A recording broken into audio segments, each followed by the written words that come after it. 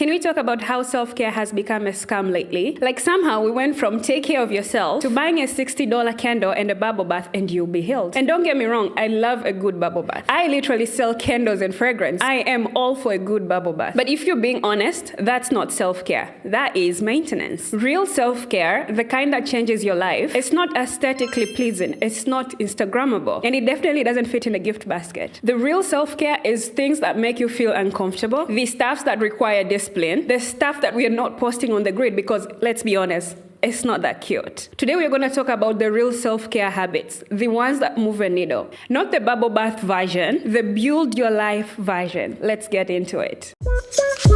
What if I told you didn't have to choose between the business and the relationship, between the money and the life, between being ambitious and being feminine? You can have it all. This is Kimmy Unfiltered, where we say what everyone's thinking but won't say out loud. Why self-care got hijacked in the first place. The wellness industry has turned self-care into this aesthetic, this vibe, this thing that you have to buy. I'm talking about face masks, bath bombs, candles, some fancy teas. And don't get me wrong, I'm not saying those things are bad. I personally use them. But along the way, we got off the rails and confused self-care for self-soothing. Self-soothing is what you do after a hard day. The bath, the wine, the Netflix binge. But self-care is what you do before a hard day. The habits that actually make you resilient. And that is a very big difference. And here's the thing, a real self-care is not always going to be comfortable. It's not always fun, and it definitely won't make it feel like you're treating yourself. Sometimes self-care is about saying no when you want to say yes. It's going to bed early when you want to be out enjoying time with your friends. Sometimes it's about having the conversation, setting boundaries, having salad. It's unsexy, it's unglamorous, and it's most definitely un-Instagrammable. It's what actually changes your life. So today we're going to talk about self-care that actually matters, the things that actually move the needle, the ones that I use to build the life that I'm currently living. And I've decided to break them down into 3 categories. You have self-care for the body, self-care for the mind,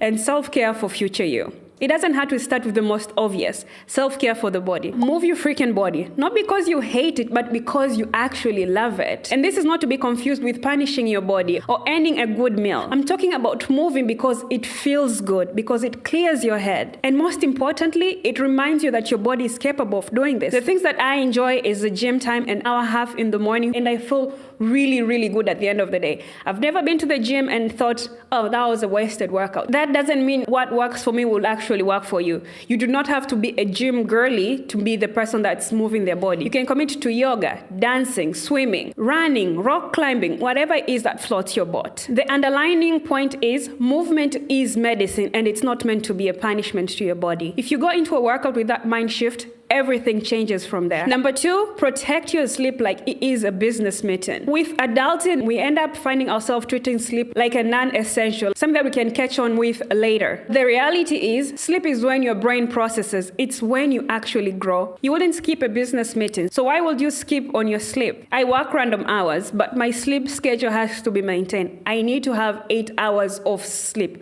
every single day. So I'm in bed around 11:30. I've done this so many times that by 8 hours, my body just naturally wakes up on its own. Some of you will be arguing, I'm a night owl. I do my best thinking at night. It doesn't really matter. Regardless of what you do, make sure you aim for 7 to 8 hours of sleep every single day. And when I talk about the 7 to 8 hours, I actually mean sleep, eyes closed, lights out. Not 7 to 8 hours in bed, doom scrolling. If you have an addiction with your phone, leave it in a different room and you get to enjoy your 7 or 8 hours of sleep. If you're not getting 7 to 8 hours as a functioning adult, there's no way you'll be operating at full capacity. Number 3 is eat like you're feeding somebody you love. I'm not about to tell you what to eat. No, I'm not a nutritionist. I'm just your big sister with some big sister advice. I'm not about to preach, eat clean, demonize some carbs. Don't get me wrong. I love me some good carbs. But here's one thing I know for sure. If I eat something that makes me feel good, not just taste good in the moment, my day shifts for the better. More energy, a clear thinking, and a better mood. So ask yourself, am I eating like I care about this body, or am I just eating for the sake of it? The bottom line is, I'm not saying don't have fries. I'm saying don't have fries with every meal and then wonder why your body feels like garbage.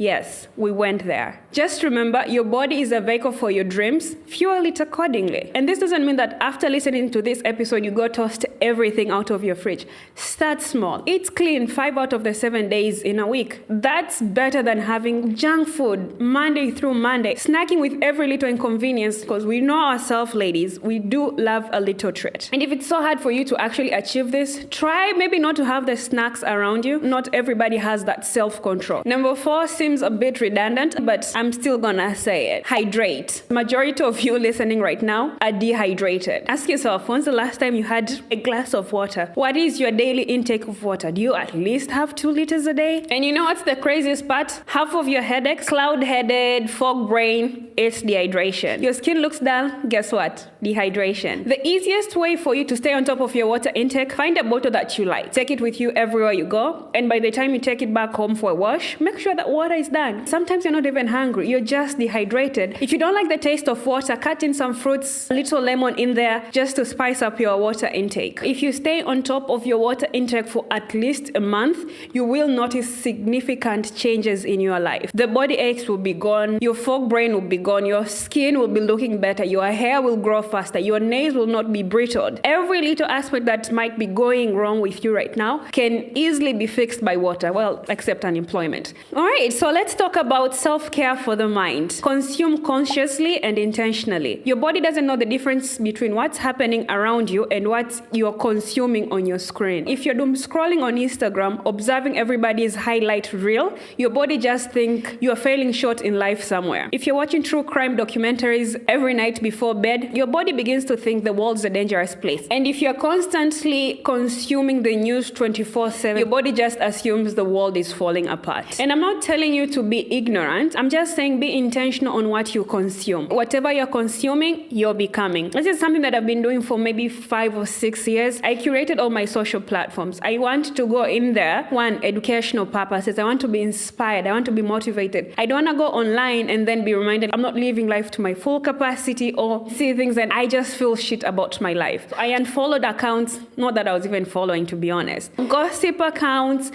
that are always betting women against one another. Anything that's just not really positive. And I'm not talking about being oblivious of what's happening around the world. That's not what I'm saying. I urge you one thing, unfollow accounts that make you feel less than. Consume things that lift up your mood. Motivational books, self-help podcasts. Follow accounts of women building things. Follow people or accounts that inspire you to be a better version of yourself. Your input does impact your output. The goal is still the same. Protect your mental diet as you do your physical diet. Habit number 6 is journaling. Okay, hear me out. I know journaling can feel a little bit cringe. What are we, 14? I'm not talking about Dear Diary, today was such a hard day kind of journaling. I'm talking about using a journal as a tool, a processing tool. Every morning, whatever it is that I woke up thinking, feeling, I just take 5-10 minutes just going to town and edited thoughts that I have in the morning. This term is called the morning pages. It's from the book The Artist's Way. If you haven't read, I actually quite recommend it. What the morning pages does is taking all the mental clutter, all the anxiety, all the half-formed thoughts, they all come out and they're on the page right in front of you. And then after that, guess what? Your brain is clear and is ready to tackle whatever life throws its way. With a clear brain, you can focus, you can create, you can make decisions. Think of it like emptying a trash in your computer. And if you've never tried journaling in your life, I don't mean you start today with like 1,000 pages. Start small, start with 5 minutes a day and then see how your body is reacting to that.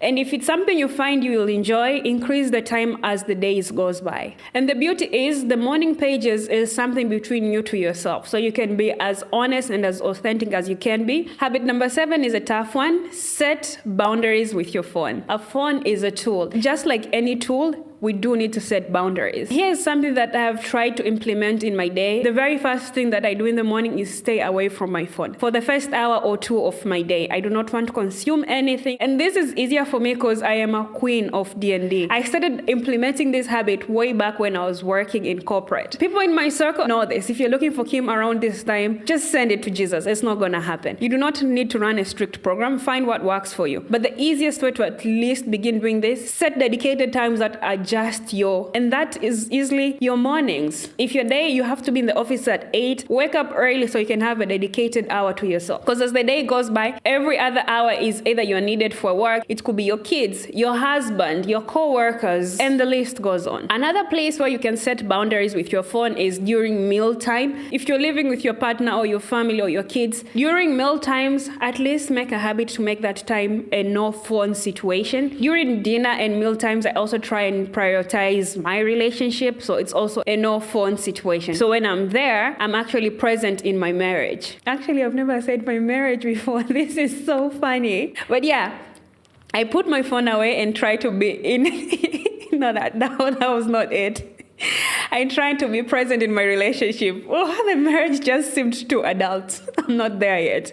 So I try and put my phone away and be present in my relationship. Yeah, that's better.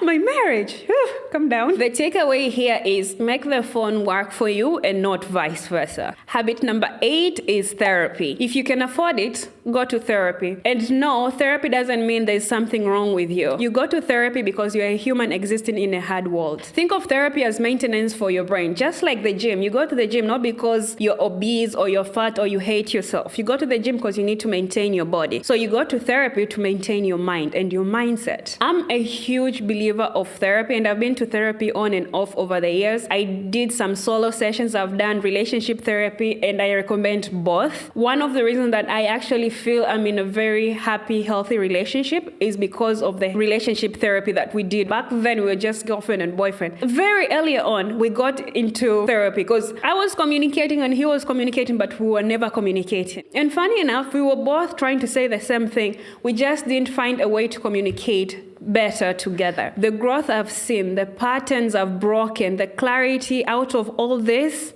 girl, go to therapy. And I promise you, it's worth every penny. The reality is you do not wait for your car to break down. You take it for monthly or quarterly services. The same applies for therapy. You do not need to jump into crisis for you to actually start asking for support. I'm saying all this to say therapy is self-care. Full stop. Argue with your mama. All right, we are on section 4, and now we're going to talk about the self-care habits for your future self. I'm going to go straight for the jugular. Invest in yourself, not just your appearance. I do love a good skincare routine. I love my hair, nails, lash, facial appointments. Very strict about them. On a monthly basis, I don't skip any of them. But my problem is you spending $200 on your appearance and $0 on your skill sets. That's where we have a problem. Yes, beauty privilege is a thing. But remember, your beauty will open doors. But what's going to keep you in that room is your skill set. So yes, take care of yourself, but also take the course, read the book, tune into the podcast, get your certification, learn the skills, because in 10 years, that skill will be still serving you. That blowout,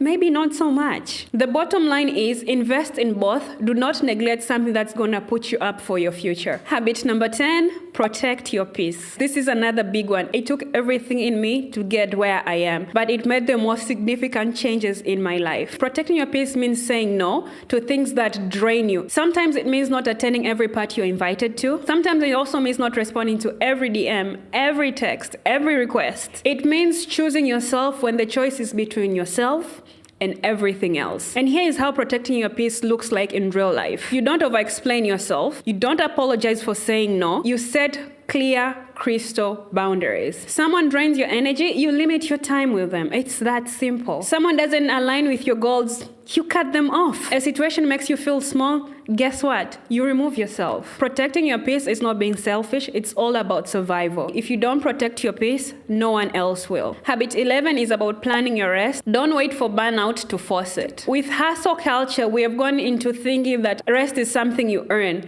But the reality is, rest isn't something that you earn. Rest is something you schedule and you stick to it. So how this looks like, for me, Sundays are my slow activities.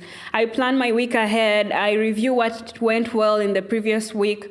and then I plan how to actually double down on what did well. As you plan your week ahead, know what your priorities for the week are and know the pockets of time in between where you're gonna actually rest. This is something I had to learn the hard way. If you don't schedule your rest, it will never happen. Something more busy, more pressing, more time consuming, something else more demanding will happen. So if you do not have these slots in your calendar, pause this podcast and go schedule them in. If they're not there, then you will not honor them. This is what self-care looks like. It's not a bubble bath with face masks. It's unsexy, it's unglamorous, it's the reality we live in, and it's actually what's gonna change your life. Because the real self-care isn't about treating yourself after a burnout. It's about building a life where you do not need an escape to begin with. Here's what I want you to do. Pick one habit out of the 11 that I've said, not all of them. Just pick one and commit to it for 30 days. It could be drinking water, it could be journaling, it will be going to the gym, whatever it is, commit even if it gets harder, especially when it gets harder, commit and hold yourself accountable for 30 days. Because here's the truth, self-care isn't about bubble bath and bath bombs. It's about building discipline to show up for yourself every single day. It's about choosing the hard things in the moment because you know your future self is gonna thank you. It's about loving yourself enough to do what's best for you, not just what feels good in the moment. And when you start doing that, everything, and I mean everything, changes. Your energy changes, your business changes, your relationship changes, your life changes. And it's not gonna be because of the face masks. It's because you're taking care of yourself and putting yourself as a priority for once. And then from there, feel free to splurge on an Elevate candle.